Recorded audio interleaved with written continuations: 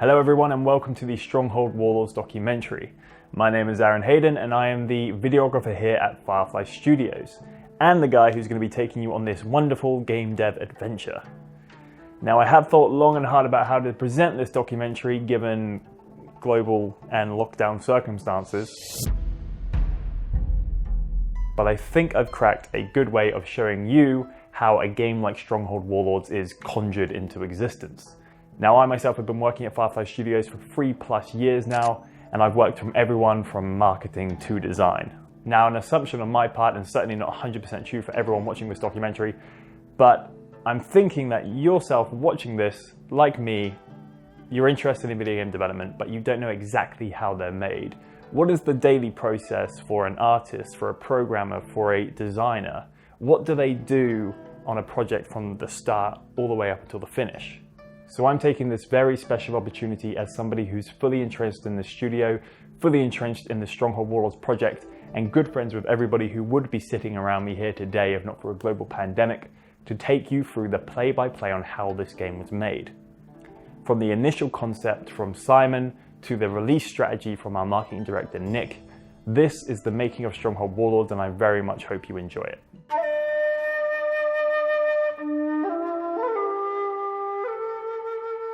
Now to begin, we start with the very first inklings of the idea of Stronghold Warlords, a snowballing game concept inside a creative's mind. How do you come up with a game? How do you then present that idea to the rest of the studio, potentially donating years of their life to your creative idea? To begin investigating, I want to turn to Simon, lead designer, and Eric, executive producer, also co-founders of Firefly Studios. Okay, so Simon and I started Firefly in 1999. After working for Impressions Games. And while at Impressions, we worked on some successful franchises such as the Caesar series, Caesar 1, 2, and 3, Lords of the Realm series 1 and 2. And then Impressions, after Impressions was sold to Sierra, we thought it was a good time to start Firefly. And that led to Stronghold 1, which we released in 2001. Stronghold came out as a result of our desire to make a crossover game between a city builder game, we've been making the Caesar series, and a more of an RTS style game that was coming out at the time. So Stronghold, it was quite a tricky mixing a city sim with an RTS, because it meant essentially we had to make two games and kind of mash them into one, which meant we had all sorts of technical challenges, so it took us a bit longer, but we were younger and very excited about it, so we kind of threw in the kitchen sink, and Stronghold 1 was born came out in 2001. Then after that we did Crusader, Stronghold 2, Legends, Stronghold 3, and Crusader 2, which we released in 2014. It kind of, I think, hit a nerve with people and kind of, or a need. People seemed to like it. It did very well. And it set Firefly up really to a lifetime of making more Stronghold games.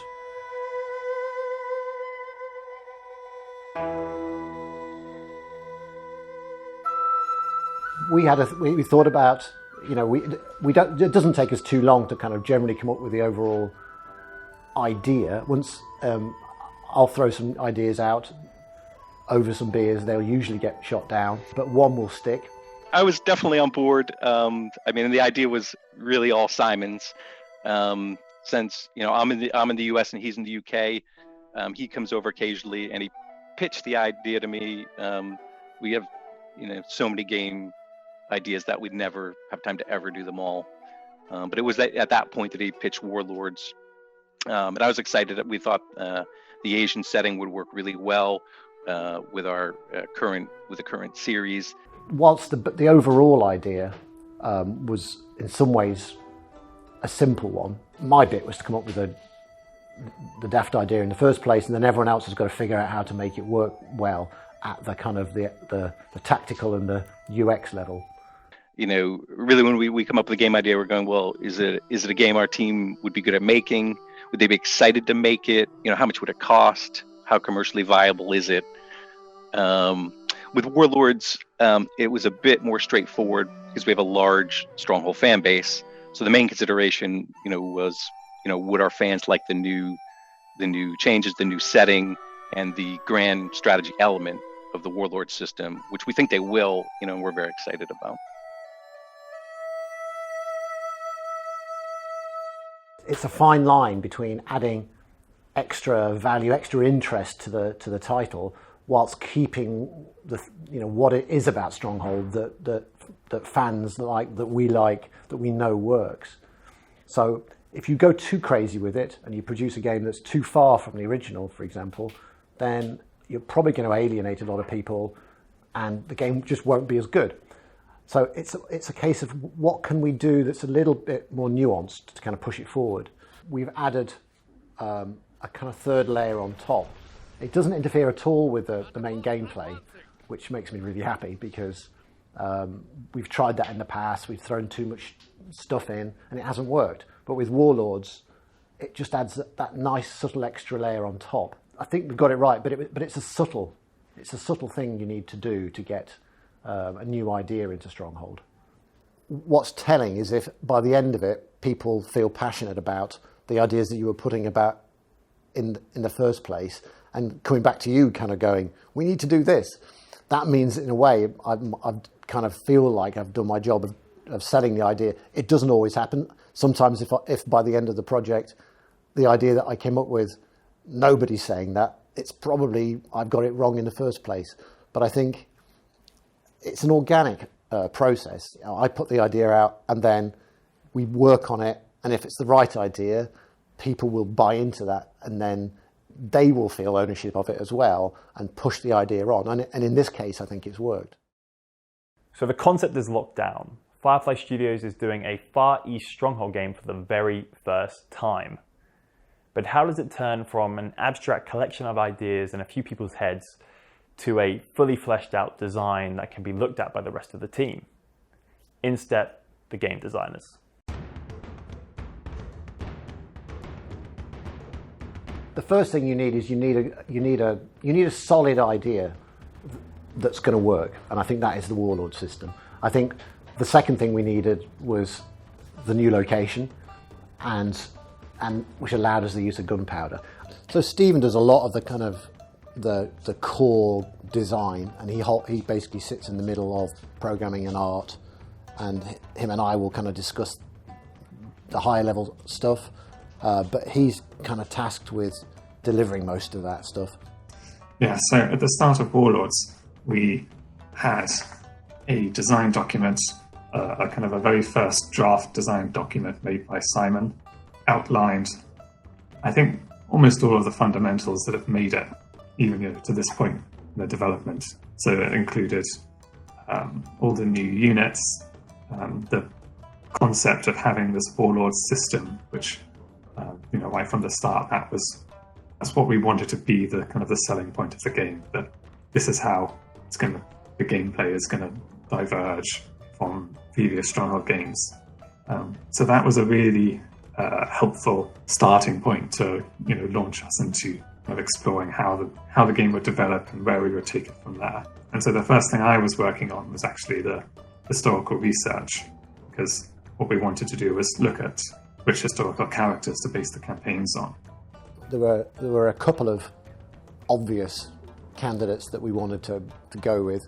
One was Genghis Khan and the Khans in general, because that was just such a massive piece of global history, and I knew that one. Beyond that, we were then on a journey ourselves to go and discover more about Japanese and Chinese history, of which there are lots.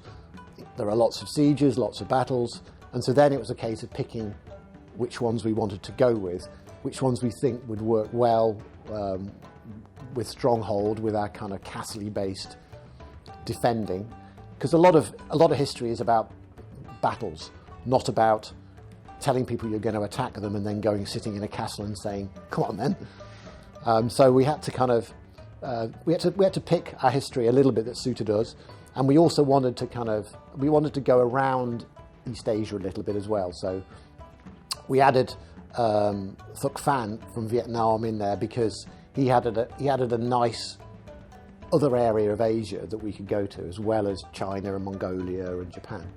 but it was also something I felt I had very little knowledge about in terms of the history and the area. Like my historical knowledge of Asia was pretty limited, so I certainly knew I'd have a long kind of learning process to get to grips with everything that had happened and all of the culture and so on. But it was definitely exciting as well, because it's a bigger move from anything we'd done before in Stronghold. It had always been, in some way or other, based around that medieval European setting. So for the research, I did most of it on the internet and through history books. There's a lot of good books that we refer to in our games that focus on military history, which is very helpful, and some of them were very specifically on the exact campaigns of the characters we ended up using. So those were perfect. You can find out quite a lot on the internet normally. Sometimes for the slightly more obscure characters like Thugfan, there's limited information on the internet, so you have to go over to history books to find the amount of detail you need.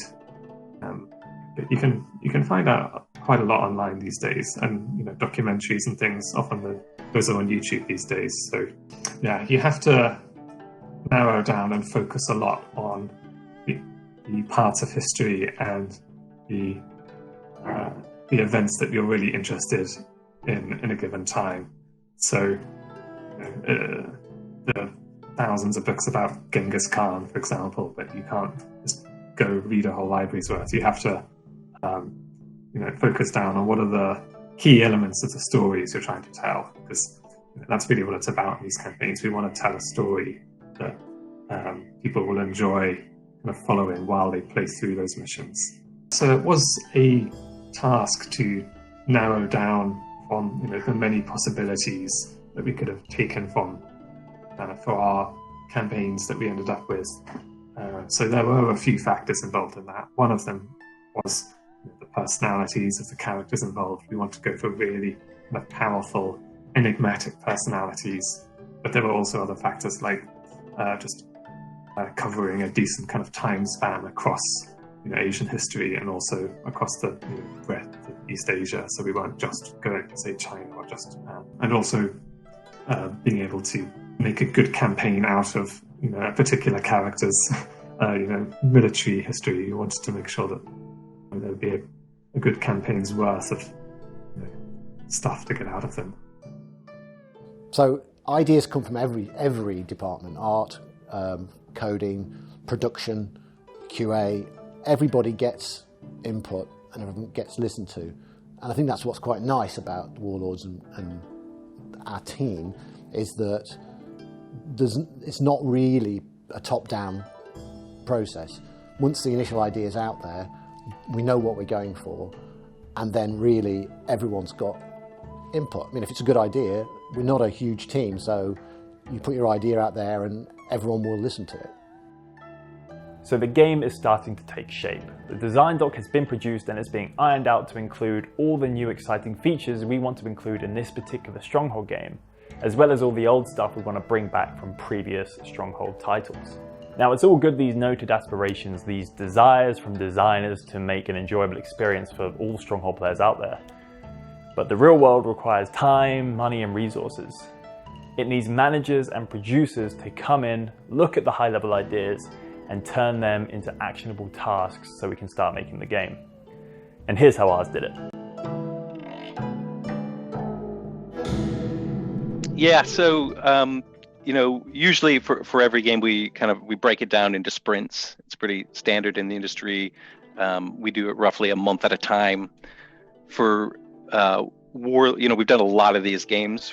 So for Warlords, it's pretty straightforward. We know the order we want to do everything in. Unlike other games, which if they're completely new, you don't always know. But what we do is we tend to try to get the new elements in early, like the Warlord system, so we have time to iterate and polish on it and make sure it's good. There are obviously absolutely the basic things that every Stronghold game needs. So the key to Stronghold is the base game is really strong. So it's all about the economy. You're obviously building castle walls, building a castle economy. In terms of something that can be demonstrated, I sorted out the problem with the rice paddies and uneven ground.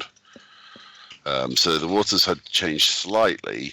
Turns out there was a bit of backwards maths in the river shader. Things like, we note down the obvious stuff, like granary, stockpile, armory, barracks. They're always going to be in a Stronghold game. And then it's about the troops, so we've got to work out those. Again, certain troops will always be back. I can't imagine a Stronghold game without archers, so I'm sure that was one of the first things we probably didn't even have to note that down because it was so obvious. But then the interesting thing happens is when we start looking into the history of that time, it's what are the things that were happening in that time that will make it will be exciting for a Stronghold game. And so that's really what the first research is often about. It's just finding those kind of key technologies, doing that research into finding what would be really cool in a Stronghold game. And often, so we take the base layer of Stronghold, then we add the cool stuff to it, the siege weaponry, even though this might not sound interesting, but the economic, kind of systems. What would make sense in that time period, in that setting, that obviously doesn't make any sense to to Stronghold 1 or Crusader. It's all about just laying out what has to be in the game, removing the stuff which obviously doesn't make any sense due to the setting, and then really just really doing a lot of research into finding the cool things that we can add to make the game really stand out from the others and make it really fun to play. You have to, at that point, work out whether an idea is feasible, how long it's going to take to make that idea, whether it will actually benefit the game. So with production, there's a lot of a kind of cost-benefit analysis involved in that. Obviously, ideas always get run by design, who, the good thing about designers is, whereas, I'm a producer, so I can just come up with some, wild idea, and they'll actually be able to think it through, and they can picture it in the game and actually, tell me whether that's going to work or not. So that's what it's about. It's about, taking those ideas that we get, filtering them out at a basic level, just, is it actually a good idea? If we think it's a good idea, then it goes through a system where, design can evaluate it, see if they think it's a good idea, and then we can, if we think it's a good idea, we can then just put it into the schedule.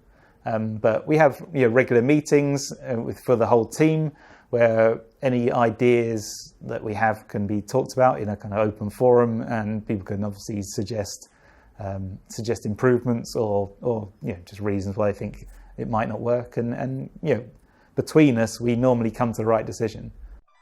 So the foundations have been laid out. The team has begun to understand the undertaking before them, the direction of the game, the feel, the high-level aspirations that we want this Stronghold game to fulfill. But what do you do first?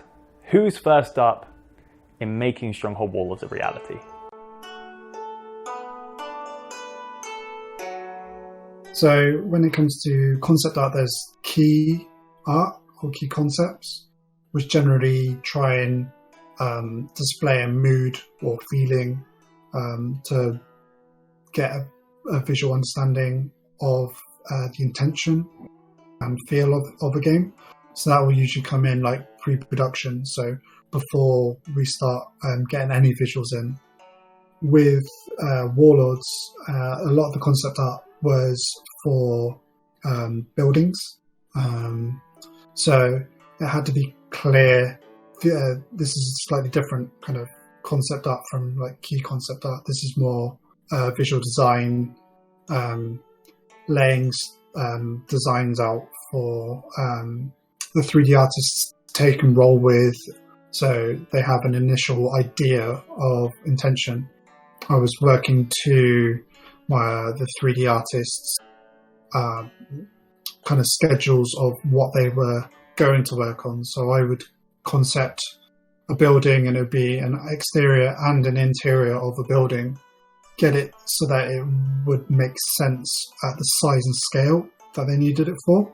And the great thing with concept art is that I could do something and then say Adeline with a building, could see it take from that initial concept and use his artistic license to improve it, to create his kind of understanding of what we were trying to achieve with a building, with a piece of defensive equipment on a wall or whatever.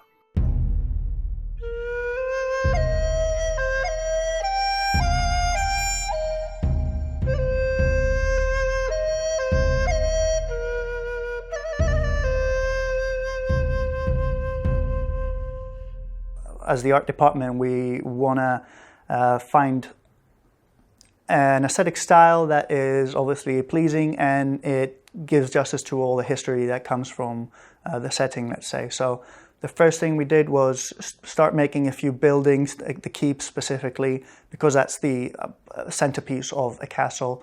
And we try to look for images and reference online that we can take ideas from. So let's say we would see a Chinese castle, a Japanese castle, or a Korean castle, and we take different aspects from those castles and try to put everything into what would work, what would look good and would work in the context of a Stronghold game. So we knew we wouldn't be able to make every castle from every area unique, because obviously that would make the scope of the game too big.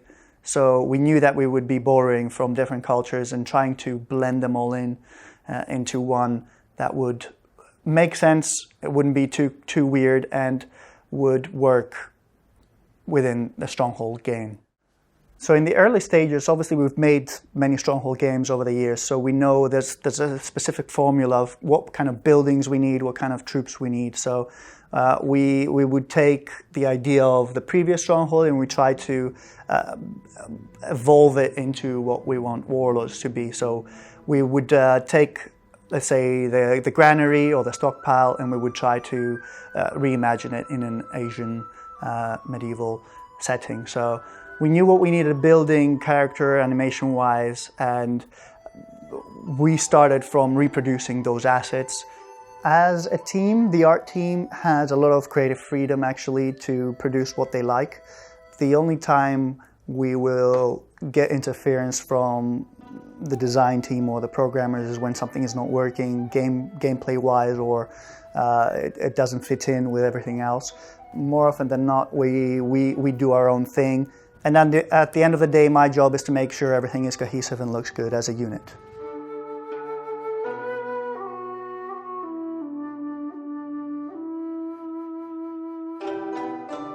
So when it comes to the initial goals and with production, I'm working heavily with Dave and Paul on how we should be approaching breaking down each section of the interface and going, right, so what do we need to include, and kind of have a plan on how we construct the interface so that the player knows the main focus of the information, and then from the secondary information, so how much it costs to build something, what it actually does, and that sort of thing.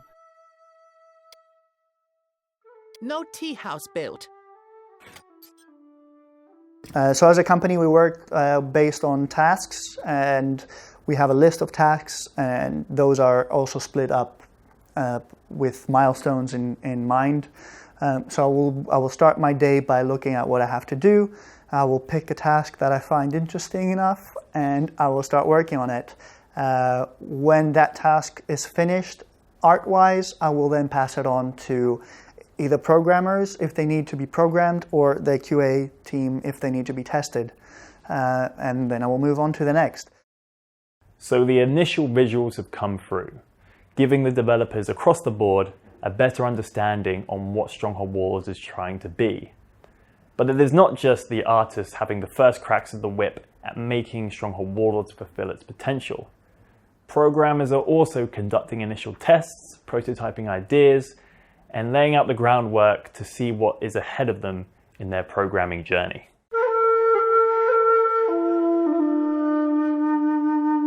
When we first had the design for this game and we knew what we were going to be doing, it was down to a single artist and me to get the project started. So we adopted some of our existing code base and we wrote new code and developed some prototype art and basically got going with the concepts and the setting. In general terms, those early days, it's a lot about putting framework into place. So you don't see a lot of immediate results. It's not like the later stages where you add a unit in and it's there and then you can see it doing its thing or whatever. It's lots of scaffolding, which can be tricky because you're putting this stuff in, and you can't really sort of test it in anger. You have to test it for the specific things that it does, and then just have faith, I guess, that it's I'd like to say it's a little bit more than just blind faith, but trust that it's going to do its job when everything comes together. The big question was whether we stick with our existing engine and build off the software we've got, or whether we change over to something new, because there are pros and cons for either choice. So that was it was assessing that it was doing enough that we could make a sound judgment. So it was getting enough stuff in place that we could do that. And then in terms of sort of the structure and the tasks we've got, Firefly being the size it is, comparatively small, means that we don't have this sort of rigid hierarchy.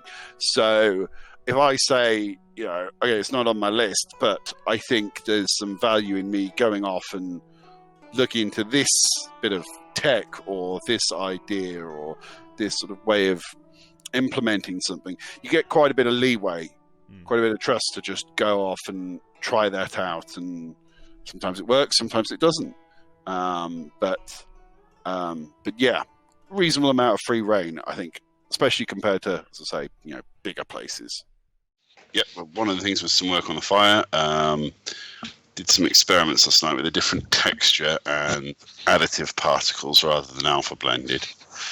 So we get the little ones. Oh, yeah, there we go. So for the record, I freaking love this. Noted. So at this point in the series, I've worked on a few Stronghold games, and I've done the siege equipment and the ballistics code for a lot of them. So when new siege equipment was announced that would involve gunpowder, I was very excited from the outset, because this meant we could explore some things we'd never been able to do. We'd thrown rocks through the air and arrows through the air, and they always kind of have a bit of physics that gives them an initial push, and then they kind of follow a natural arc through the air, and they land where they're supposed to land or not, depending on the siege equipment. And I'd done trebuchets and catapults and ballista and the like, but this was very fun because suddenly we were doing rockets and they had to spiral off madly out of control, but still do what design wanted exactly. And we had the very big explosives and of course the fire oxen, and all of this stuff was a new playground to explore the mix of the art that makes these things look good and the physics code that makes them work properly. And to me, that's a special pleasure. I really enjoy that part of coding.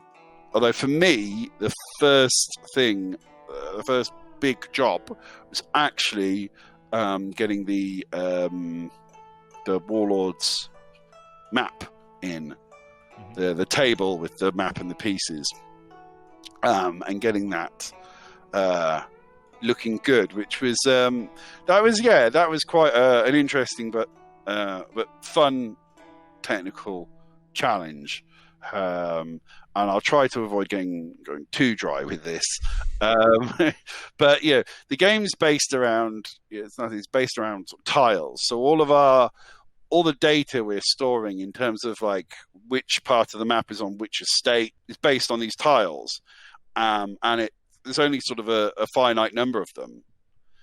So if you imagine it's 128 by 128. It varies, it depends. If you imagine that, if I was to just take that and as an image, with each sort of pixel being the color of the map, the estate, and then blow that up to full screen, it wouldn't look great.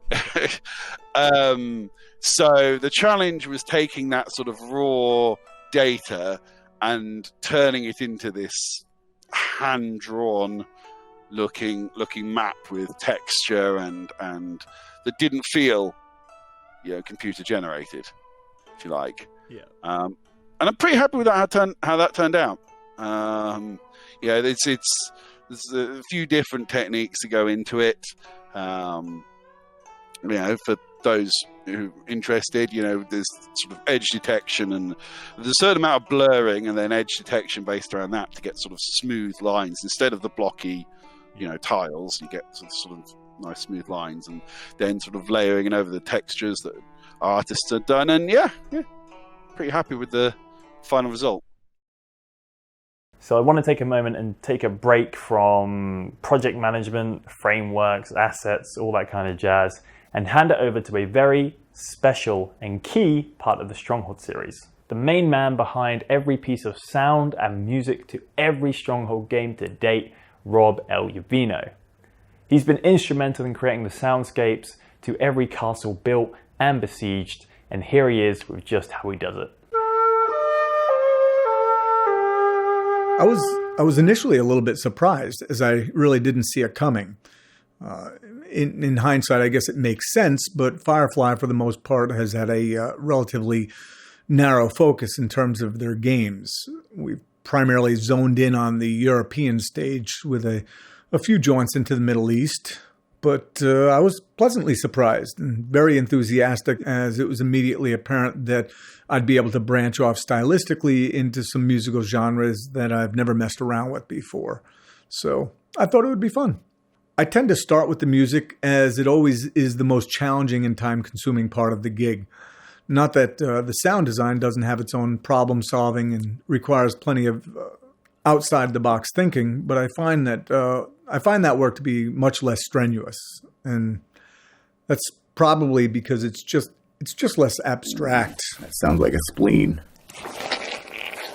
When I'm working on a particular sound effect or sequence, I'm getting constant and almost immediate feedback.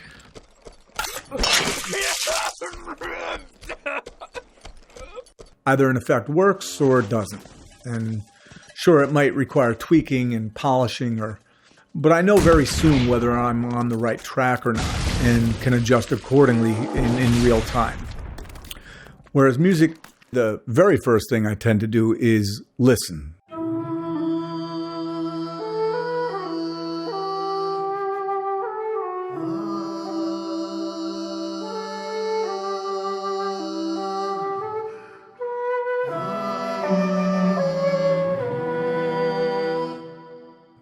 I usually start with authentic music that might be related to the regions and cultures we're planning to depict in the game.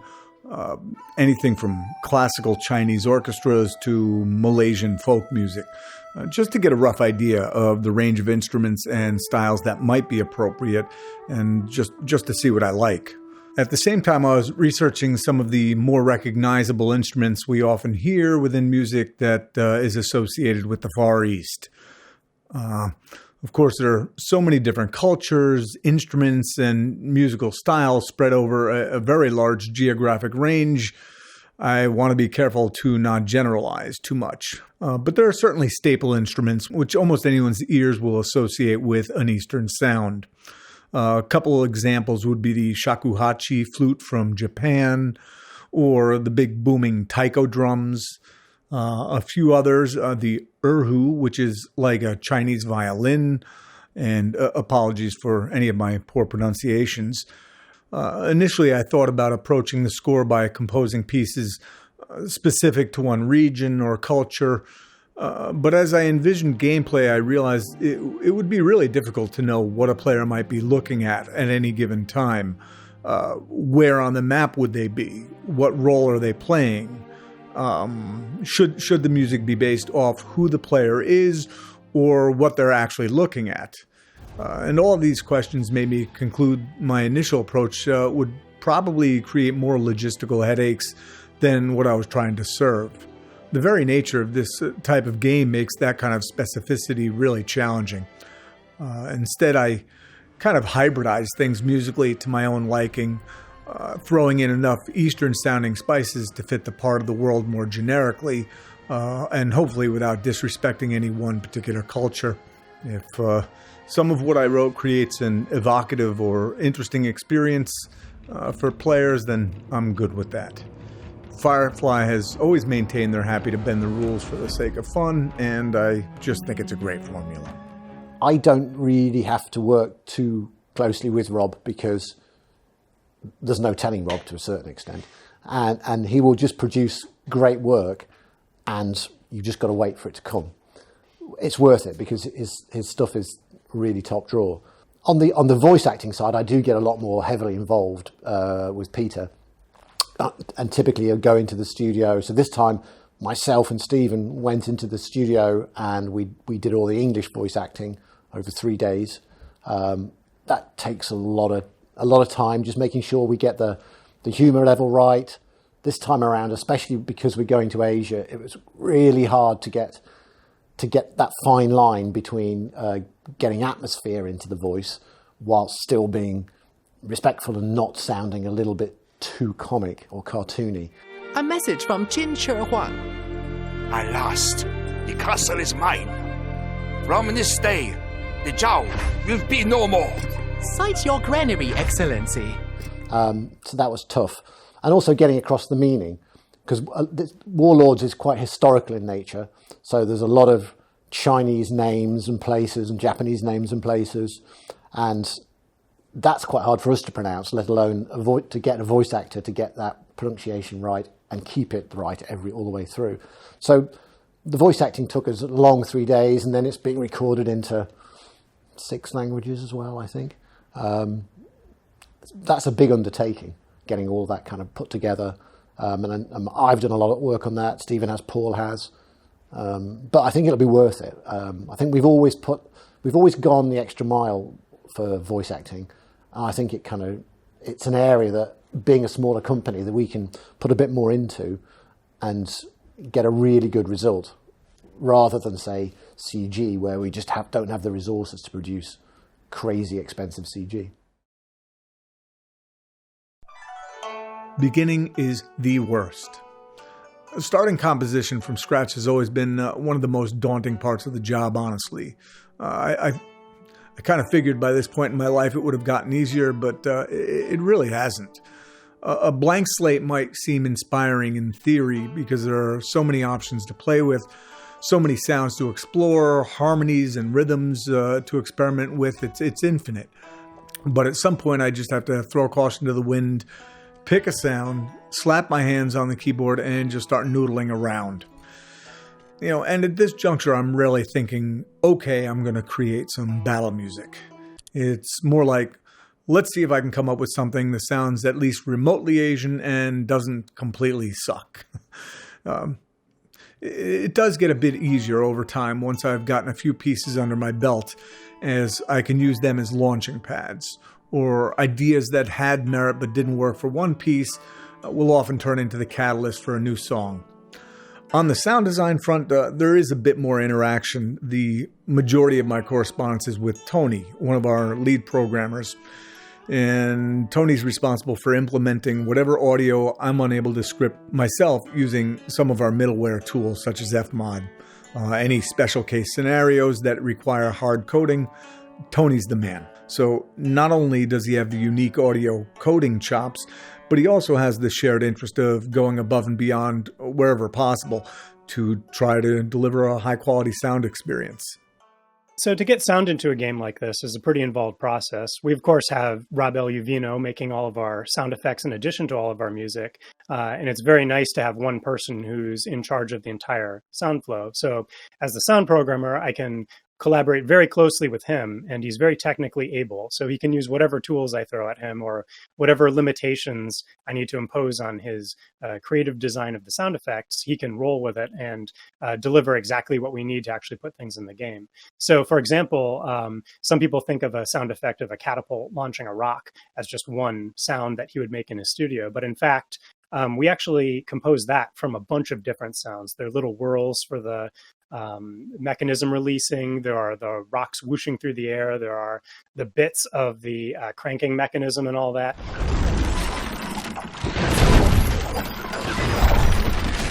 And what's more, it's not just one recording of that whole sequence. It's actually each of those elements can choose from several random possibilities of sounds that we have. And they blend it together more or less uniquely every time you fire a catapult. So if you listen very closely, you'll be hard pressed to hear the same exact sound more than once, but you will hear some similarities between them. Similarly, for speech, it's a big undertaking for us because we record in at least 6 different languages to ship the whole entirety of the game dialogue. So that means we have to do a lot of substitution in code of a sound file for, say, the spoken French for the spoken English, depending on what your user locale is set to. Sound programming for games is also tricky because you often, unlike scoring a film, you don't know when things are going to happen. So you can't anticipate things that are going to happen later with a sound that starts early. One example that we have to do roundabout in code is we have to detect the whooshing sound of an incoming projectile by looking how far away the projectile is from its destination and how fast it's traveling, and triggering the sound given its length at just the right moment when the projectile's almost reached its target. And that depends on every projectile and every sound effect. So we have some code that actually has to figure that out every time. Compared to other fields, like if I was programming databases, this is such a polymath field, right? You have to understand art, you have to understand visual design, you have to understand audio design, you have to blend all these things together, you have to sculpt the art from the artist and the sound designer, all that stuff. So the wheels of production have begun to turn. Designers are sculpting their initial ideas, artists add new assets every single week, programmers iterate on their code, and sound and music are trying to find that perfect piece of audio. But one key department is waiting in the wings. While production is making all these creative decisions, marketing is analyzing how these decisions may impact our franchise. Also, how ultimately they're going to be presented to the gaming public. Now, before we get to one of the most pivotal moments in the game's production, the reveal of the game which marketing will have a key and essential role in, let's hear what they've got going on in these early stages of development. So when I first heard about Warlords, it was honestly just kind of, whisperings in the office. I saw a very early design doc, which looked pretty interesting. But honestly, it took quite a while to for the ideas to kind of percolate and for that mechanic to really kind of evolve. So I think initially, the decision to move to the Far East it wasn't just kind of like, let's reskin, it was what other cultures in the world, in the same way that we did with Crusader, what other cultures in the world have this history of castles, have this kind of like feudal history and all this kind of interesting characters that we haven't really explored so far. I think at that point, the Far East was a pretty obvious choice for us. The Stronghold games were starting to rise in popularity in China specifically because we started to localize the older titles. And then obviously Japan has always been a good market for us as well. So I think sort of commercially it made sense, but also like it was kind of, somewhere that we could get excited about and somewhere where we could kind of like plow for ideas related to the history of that region. Where are we, Nick? One of the 11 corner towers of Nagoya.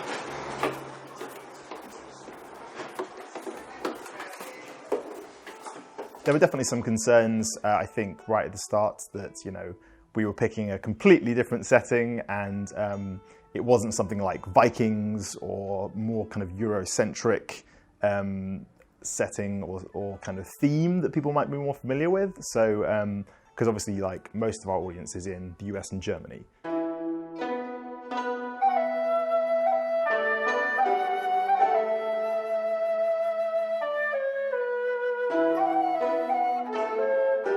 Just because you don't want to show something, and you shouldn't show your game until you're ready to show gameplay, unless you're Metal Gear Solid 6 or whatever, you shouldn't do that. But that doesn't mean that before you actually announce there aren't things you can talk about. So obviously we're in quite a good position that With Warlords specifically, it had been quite a while since we did our last Stronghold game. So if we were talking about a new Stronghold game, there would naturally be a certain level of excitement, there. But if you go to the communities that, play the kind of games that you're interested in and go to those people on the internet, you can still find those people and bring them into your community. And once you've done that, there are things you can talk about. You can talk about what the genre is, what the setting is, who's working on it, if there's any notable people in the development team. Anything that gives people an indication of quality. Are you working with a studio that could create assets for the game that they know from another really successful game that has a beautiful art style? Are you using an engine that's particularly interesting for some reason? That kind of stuff, you might think that it's only interesting to the dev community, and obviously that helps, like generating some interest in the dev community usually spills over into press, which can spill over into people. But I think for everyone there's a good reason to be open from day one. And from day one, I mean the day you start working on it, not the day you actually reveal it. So you might not have something to talk about every single week, but that doesn't mean that you can't share the development process. And even if you only manage to convince a few hundred or a few thousand people to be interested in what you're doing, those people can make a huge difference on day one when you launch the trailer or the Steam page, and you really need a good few hundred people just straight on that, as soon as possible, because that can be the difference between something taking off and it just kind of petering out into nothingness. What I first noticed when I started at Firefly Studios, that we had no core place of communicating with the fan base. It was all very scattered. There were some people who spoke over the 3 Twitter accounts that we had. There were some people who spoke on Steam forums and YouTube community channels and all sorts of different things. So it was difficult for us as a team to communicate with the fan base in a wider sense. So we thought the Discord would be a good way to get people involved and chatting. It's a good way to collect feedback as well. And it's just it's a more pleasant way to interact with the devs from a fan's perspective. So yeah, it's mostly just a fun social way to communicate with fans, especially in the run up to a game. We can share more exclusive content with those guys. Truth of the matter is, if someone's interested enough to have joined your Discord server or subscribed to your YouTube channel or anything like that, they're going to be invested enough to want to know all the kind of minutiae and little details about what you're doing. And I think that one of the reasons why we have such a strong community at the moment, and one of the reasons why Warlords is doing so well, is because we brought our community on the journey with us, but we involved them from day one, and we were taking feedback from day one, and even before then with market research and all that kind of stuff. So I think that if you can be open about your production, don't be scared to be open about your production, because it can generally only provide positive results. So at this point of production, all the teams are now working in full production mode to try and iterate on the game on a weekly basis, to try and make Warlords realize its design potential. There are heated discussions, design debates are a common occurrence within the studio, but sooner than most game developers would like, you have to show the game. You have to solidify it within the public gaming consciousness. This is the first public showing of the game, and it's one major step towards release, the reveal.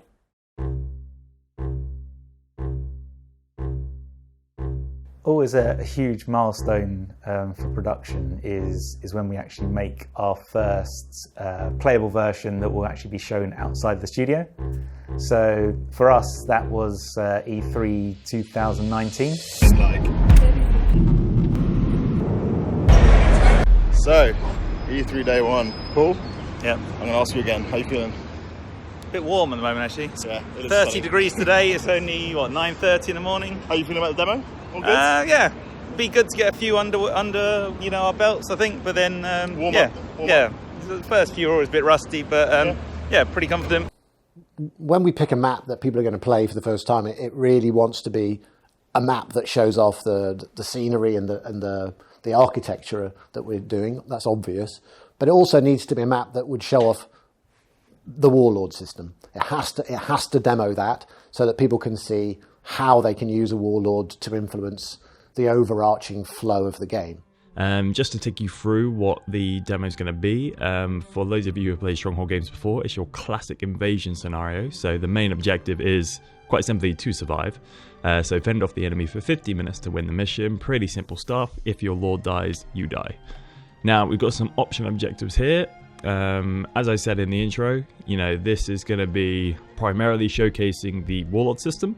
So demand obedience from the Ox, use the Ox Warlord's resources to build your economy, request some shipments of stone from him, build an armory, make some bows, make some archers, and defend your keep. It's pretty standard Stronghold stuff.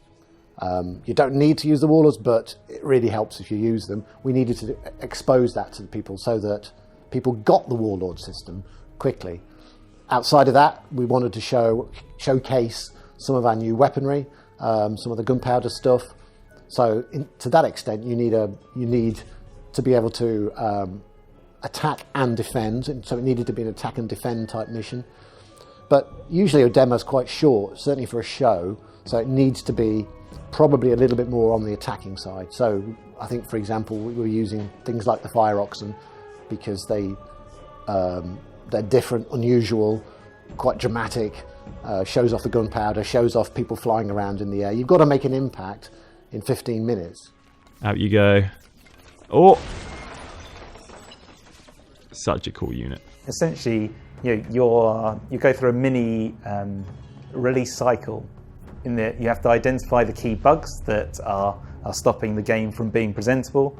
You have to then filter out those, decide which ones are the really important ones based on how much time we've got.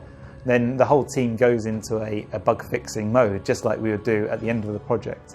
So I really like it because it does feel like you finally you're getting towards the end.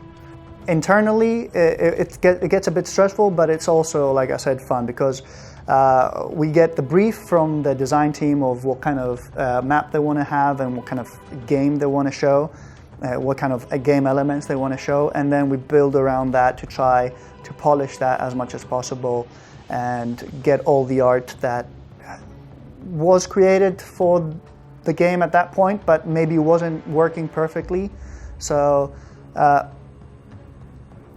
that point, we get to work with the programmers even more intensely and get all the systems to work. And even though it's in a small microcosm of the entire game, just for one level, it builds up the basic building blocks for every other campaign level, let's say, or the entire game at the end. It's often a big hustle to get everything looking and functioning in a polished enough way for players to see it. When we're developing, things can look rather raw and have animation problems and not look perfect, but generally function right. And we're mostly playing with getting the ranges of things and the feel of things correct. But when players are actually going to see it, we want it to look and feel top-notch. So at that point, we'll do something which is commonly just done at the end of the game development cycle, which is spend a lot of time trying to get every little animation perfect and no glitches visually, and generally make sure that the feel and the controls are very intuitive and make sense to somebody who's just sitting down for the first time. So it's a bit of a diversion away from just getting the core systems polished and working to doing the nice bits at the end where things look proper and they play well. And it just focuses the team as well, because people are going to be actually playing this at a show. Although at E3 we were demonstrating it, but it was a live demo, so things could go wrong. People were seeing exactly what we were doing. It wasn't any kind of filter put on it. And just by that kind of, it gets the adrenaline going when you're actually going to present something to people outside the company, because they are, and who are going to evaluate that and actually critically give you feedback on it. So it was very exciting from the team's point of view to actually get something out there, and it was pretty nerve-wracking for me and Nick to be presenting it to people.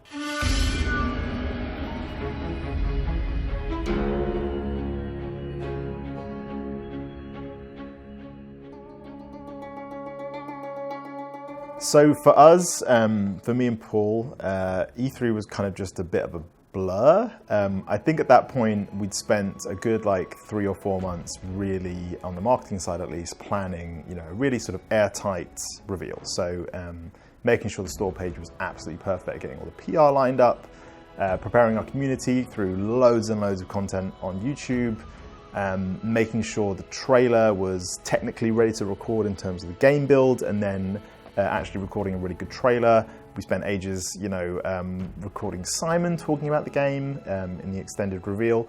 So for us, when it came to E3, it was very much just like, okay, this is all lined up. Let's just go up, set up the demo build, and just, all we could do on the E3 side of things was literally me open my laptop, hit live on the store page at the right time, and everything else was kind of lined up.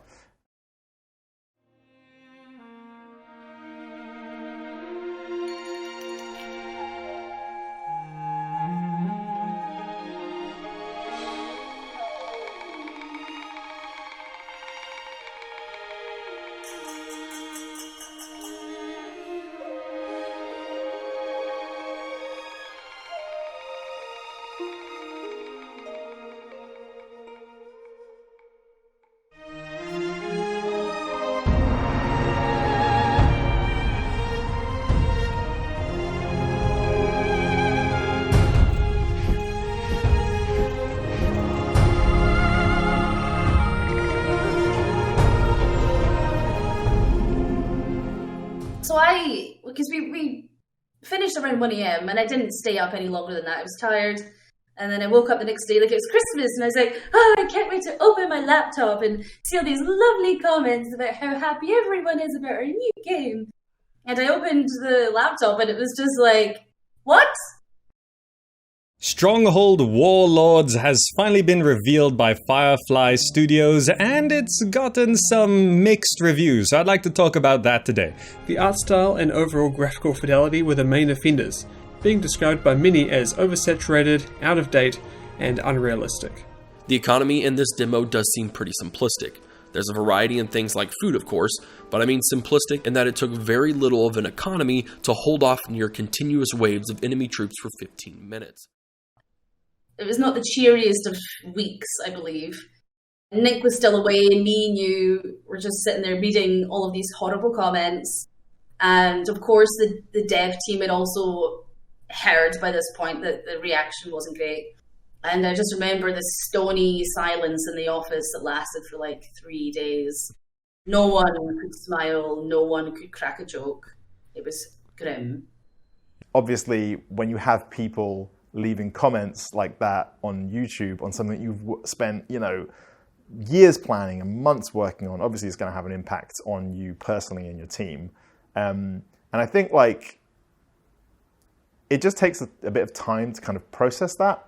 I don't think there's any way around the fact that you're dealing with a significant, or at least it seems that way, portion of your core audience, which perhaps expected a European setting. Maybe they expected, a different engine. And in terms of the setting, it's just something that Warlords, we were excited about it. And it goes back to what I was saying earlier about you have to work on something that you want to make. Otherwise, you're never going to be able to finish a video game or, create a good video game. So for us, it was like, we're taking a risk, moving to a new setting. It's like working on Crusader, it's like working on Legends, with its shift to fantasy, which I imagine Legends was divisive at the time. I imagine that Crusader had its, critics at the time when it was first announced. So for us, we kind of just had to just keep the faith that those people, however much we tried to prepare them for this change and this shift, just aren't on board with it. And that's like something you just can't avoid it, really. We knew that once we got feedback from the first reveal trailer and everything, that it wasn't, it would be a utopian idea if all of the comments were just, this looks amazing, I can't wait, I'm happy. That's never going to happen. But you have to balance out the legitimate concerns or legitimate criticism against the just outright hatred. But even some of the outright hatred is actually, they have valid points. They just don't word it very nicely. So we bundle all them together, put them into categories, and then say, right, here's the ones that we think are valid, and then present it to people in the nicest way possible. Now, luckily, everyone in Firefly's worked on games before. They've all got pretty thick skin, so they know we're not. Nobody's trying to insult them. So if we think that the criticism is valid, we will try and work towards it. But you've always just got to take it on board and remember that however negative or even toxic like a thread or a forum post or whatever can get, those people still want something from you. They still want you to achieve something and to do something for them. And whether like what you're making them right now lines up with exactly what they want in the future is a different question entirely. But they're still really interested in what you're working on. They're still really invested in what you're doing. So now when I just look at negative comments, I'm like, what are they saying?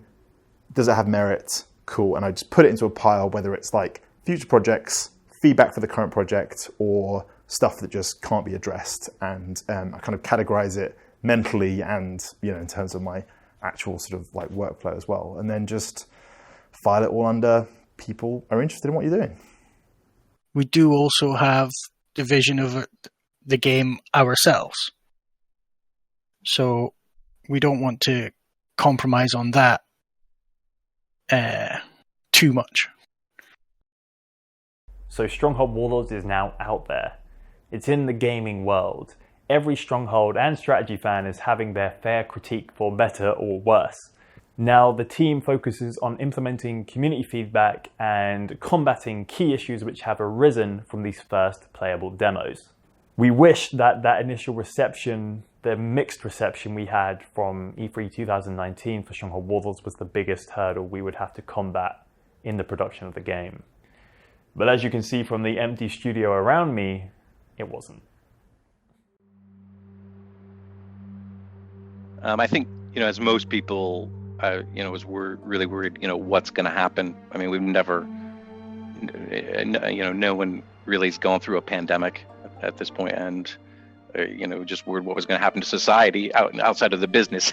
So that was my personal fears on that, is the unknown. When we first, when we went to PAX East, because I remember getting to the airport and it being very apparent that, people wearing masks. And it wasn't something you saw in London streets up to that point. So it was kind of, I didn't feel unsafe, but I definitely felt more wary because there were lots of people from all around the world at the airport. And then we went to PAX East, which obviously is a show where, I don't know, there must be 80,000 people there. And it was very much, feeling that, that there was kind of that feeling that, large crowds were starting to be talked about as something that was something that would be banned in the future. I think PAX East was even there's some companies, especially Japanese companies, pulled out at that time, but most companies were there. And then pretty much I think it was about 3 weeks after we came back from PAX East, that's when it was talked about that London was probably going to go into lockdown. And even though we started preparing maybe a week or two before that.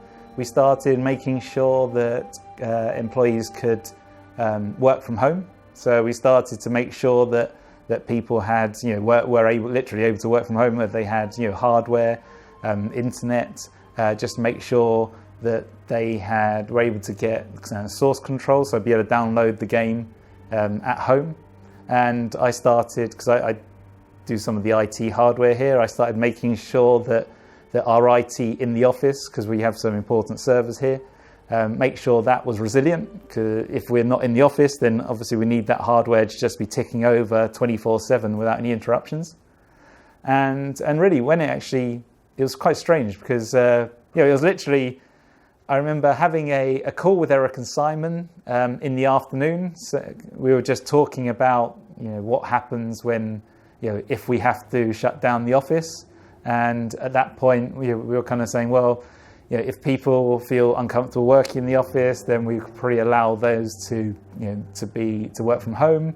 If anybody's feeling ill, fair enough. Let's not take any chances. They can work from home. And then I think at 5 o'clock that day, Boris Johnson, the Prime Minister, announced anybody that can work from home as of the next day should work from home. And COVID-19 has struck the Firefly office. There is nobody here. Apart from me, everyone's working from home. I've just come in to get some footage. Yeah, it's a weird vibe, but Stronghold Warlords production must continue. I think after those initial few weeks, there was a bit of a lull where, you know, because you're shifting from being in the office 5 days a week to being at home 5 days a week, that's a massive change, and we kind of hadn't clocked that yet. But I think a lot of the things we did combated that quite well. I think we're very lucky to be in the games industry and that we can work from home pretty easily. Most people working in games, especially in PC, probably have quite a good PC at home, or at least a really good laptop to be able to work remotely. So while there were some like technical growing pains to begin with, you know, I think because we weren't relying on having to remote into our office PCs all the time, because we had the hardware at home and we could, you know, upload builds and that kind of thing, it wasn't that much of an issue. And I just decided straight away, I was like, well, look, the most basic thing we can do is have a video meeting every morning, even if it's just 10 minutes, just to kind of see everyone, make sure Aaron and Natasha aren't just sleeping, and also just have like a nice, friendly chat at the start of the day that you would have in the office environment. So trying to do that, very, very simple thing to replicate, you know, in-person dynamics that you'd have, you know, and like just if there's anything to discuss at length, just having a video call, because it's just much better than phoning someone up or, you know, just doing it over text, which is massively time consuming. The daily discussions that people would have in the London office needed to be kept open. So once everyone did start working from home, we just had to look into new channels and new methods of people speaking to each other daily to keep things going smoothly. And luckily, with all the different platforms for doing that, I think we got on top of it pretty quickly, and now there haven't really been any complaints. I think everyone's just kind of accepted that working from home is what they do for now. What's been really interesting during this lockdown period is our QA guys, main QA guys, are up in Scotland. So we've always been used to working remotely, but now pretty much every day we'll just be sat on a Discord server together, and we can just sit there and you know, I can say to him, okay, this is done, or I've got this bug through. Do you have, you know, a save file that shows it? Can you give me some steps for it? Likewise, you know, he'll say, okay, we've been trying this out. Suddenly, you know, the tigers are going up ladders. They're not. We have not got animals going up ladders. But as a hypothetical, yeah, he'll say the tigers seem to be going up. Matt, is that supposed to be happening? Is that a you thing? Is that a Tony thing? So actually, since we've been working remotely, overall, we've actually been a lot more back and forth with Dave and the testers. I think the nice thing about that is, as you say, you can just sit in there, and that's your way of saying, you know, I'm available if anyone wants to talk, and people can just hop on, ask questions. It's not like a sort of formal meeting, and there's a time and a place for a formal meeting, but yeah, it's a bit like a virtual office. We even have, you know, a little. I insisted on naming the off-topic channel the kitchen. Going off to the kitchen to get a coffee, fancy a chat. Yeah. Yeah. So yeah, I think that's a good analogy. And we've done a decent job of, like, you know, keeping the sort of social side of things going. So whether that's like playing a dumb game over Zoom, or doing Dungeons and Dragons with people in the office, which actually works way better in some ways over Zoom online than it does in person. Although you don't get to roll the dice, which is quite a big part of it for me. So virtual dice just don't quite cut it. But I think after a couple of weeks, we kind of settled into that. And for me personally, having those calls in the morning, and just kind of like a lot of the stuff that we like, realizing that a lot of the stuff that we were already doing was already quite digitally focused anyway. So the kind of the timeline of all the reveals was just all online on a shared document that we could all see. A lot of the work that we do, aside from video work, which can be replicated remotely because you can just do voiceover. Now, as you may have noticed, today's video includes no live action footage. This is a result of Firefly Studios working remotely since mid-March. That was fine. I mean, the game build itself had got to the point where we could actually show the game, which sounds really simple, but actually you can only kind of do it, in the easiest, truest sense, much closer to release. So we just shifted to doing gameplay with some voiceover. So that was really, really straightforward. So it was actually quite a good time in the sort of life cycle of the project, because the game was actually ready to show. I think we were earlier on and we were relying more on live action and more on interviews and that kind of stuff to kind of patch over the gameplay. It would have been more of a challenge for us, but I think the timing was good in terms of the project. I think we were really well set up in terms of the industry that we're in. And I think that Firefly itself just did a pretty good job of making sure we're all still seeing each other. But yeah, I think in this day and age, a lot of companies work so digitally in terms of project management, in terms of uploading builds and all that kind of stuff, that the only kind of limits are technical. And yeah, we were at quite a good stage in the project to avoid a lot of those issues. Extremely luckily, we as a studio and as a group of individuals have come through the COVID-19 pandemic so far relatively unscathed, which sadly can't be said for most. We continue to develop the game in a working from home system across the board, and we are now heading towards release.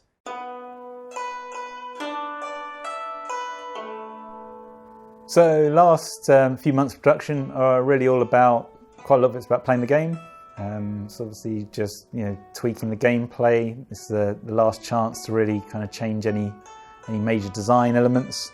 Obviously we're looking to get to bug fixing, which will be quite important. So yeah, we need to bug fixing, polish is really the stage that we're trying to get to, which is when a lot of the kind of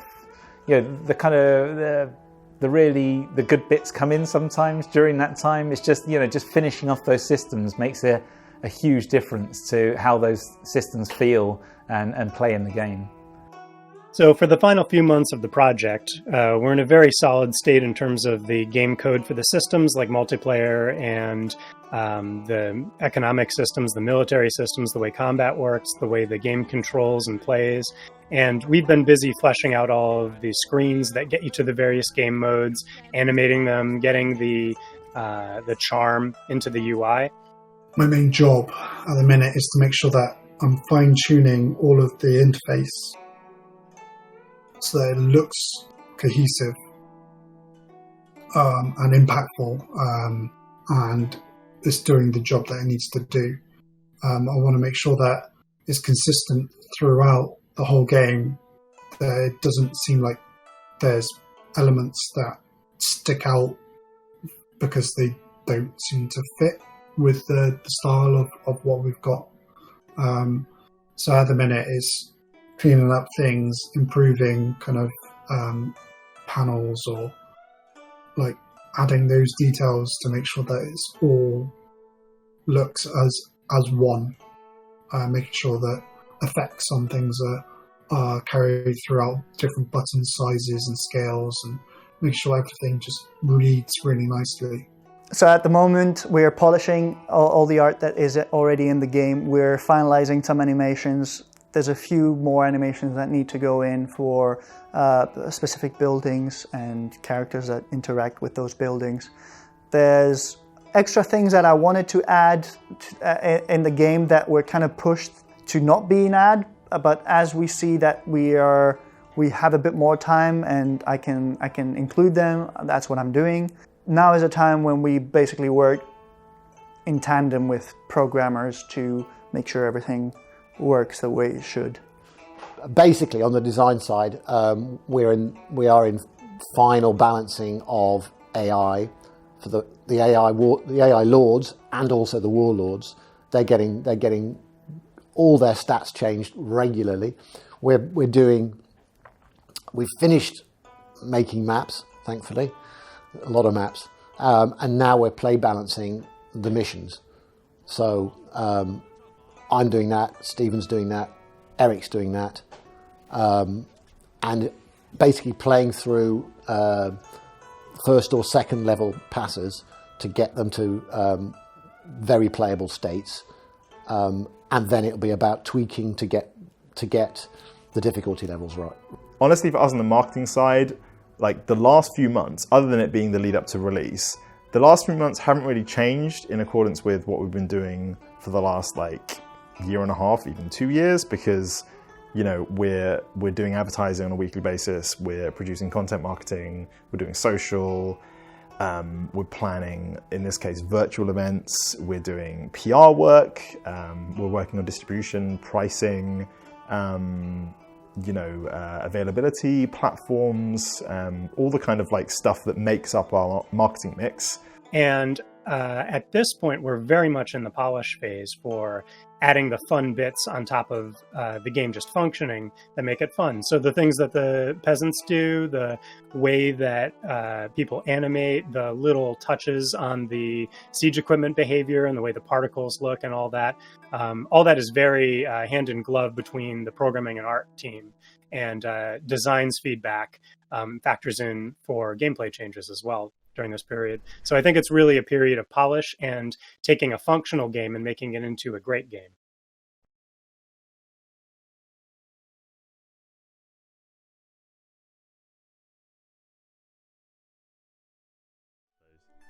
So to finish, what are your hopes for Stronghold Warlords, and where do you think it will line up in the legacy of the series once we release it?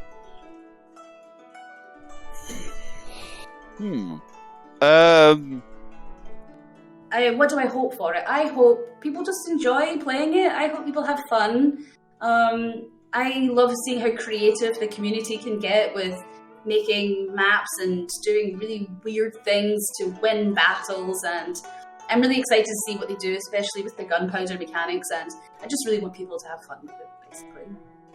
I'd like to think that it's the best Stronghold that we've made so far, and I hope that people will continue playing it for many years to come and will enjoy the colorful setting and new characters and systems that we've implemented for this game. And hopefully we'll make a Stronghold Warlords 2 someday. From non-Stronghold fans, I hope that they say it brought them a love to RTS gaming that they didn't know they had. Seems to be a lot less strategy games coming out these days, so I do hope people just enjoy it for the city building aspects, for the historical aspects, and for the RTS aspects. And that's honestly the best compliment you can give me, just that you really enjoy yourself when you play it, and that's what I'm hoping for. Well, you always hope for a fan favorite, and hopefully the grand strategy element on top of the gameplay, core Stronghold gameplay will be something our fan base loves, and will continue to play for years to come. That's the hope. If I had one hope for the game, it's that it goes down as the most fun entry in the series. I think commercially, as I said, we're in a pretty good place, and I'm hoping that, at least on that front, with Kingdoms, we managed to find this whole new audience, and Strong Kingdoms is easily our most successful Stronghold game ever. So I think for Warlords, I'm hoping for like some level of success, but I'm definitely looking positively in that regards. And in terms of the core gameplay, I think people once they get their hands on it in its like fully finished, polished state, and not just like a stage demo or a PAX demo or something like that, I think they'll really enjoy it, and they'll be happy with it. What I really hope with Stronghold Warlords is that the new things that we've introduced to the Stronghold formula, I really hope that players will enjoy using them, and I really believe that they're a seamless integration into the Stronghold core systems. And I'm really excited that players will get to play with them, and hopefully they'll really enjoy that and give us great feedback, and maybe in future games we can develop them even further. I'm really hopeful that we've kind of hit the nail on the head with the Warlords. I think we've got that right, so I'm hopeful it's gonna really appeal to the fans.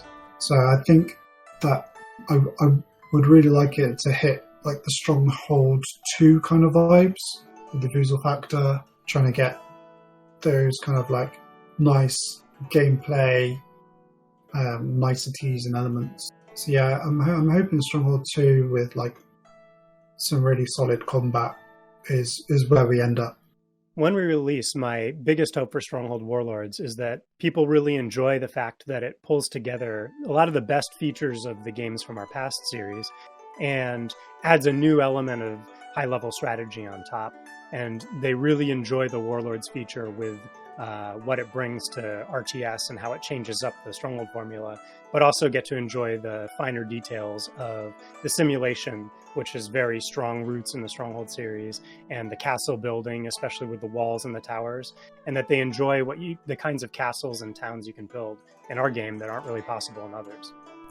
I mean, yeah, the main thing is just I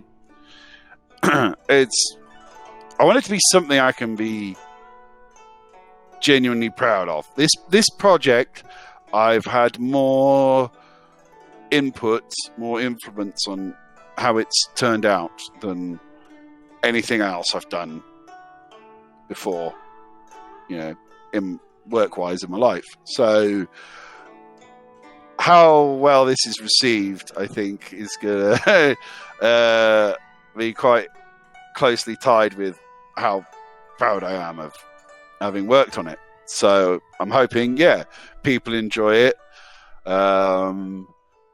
And maybe see the odd comment of, somebody goes, "Oh, I love that little detail." Like, I'm like, yeah, that's my little detail. That's what I'm hoping for.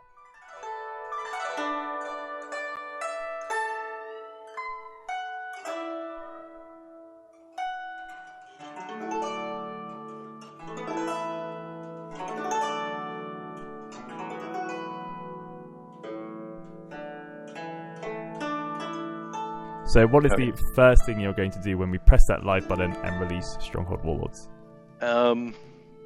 Usually the first thing we do after releasing a game is sleep. You catch up on all your sleep deprivation. But, after that, I'm hoping by the time I release with COVID, everybody will be able to get out and about again and have a little bit of normalcy, and I'd love to go out to dinner. So my plan was, once we launched the game, to go off to New Zealand for 2-3 weeks and just kind of get as far as humanly possible away from my normal life, which unfortunately is something that we probably can't do this year because of COVID.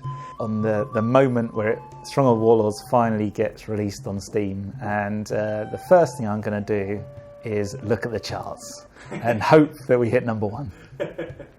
If we're in the office, no, actually, you know what? If we're not in the office, or if we are in the office, when we hit live, the very first thing I'll do is drink a tangerine tart sour beer. I'm pretty sure the Destiny 2 expansion drops around about then.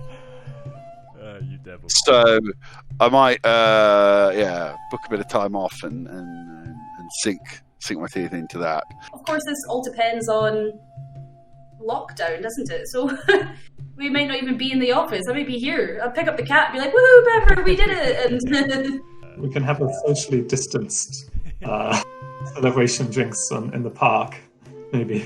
So with this one, hopefully, I get up. Probably, if we're still in lockdown, probably do a little dance in the living room, and then I'll probably come back into my office, which is the second bedroom of my little flat, and carry on working. We never stop. We never stop. Nervously waiting to see if anything goes horribly wrong and I'm going to need to fix it very quickly in a live setting. And also watching carefully to see what people's reactions are and what they notice and like about our game and what they think that we should improve, and get the gears in motion for what our first patches and upgrades will be. What, other than several pints of beer? I mean, that could be your answer. Well, I will be drinking several pints of beer, but and possibly at lunchtime. But I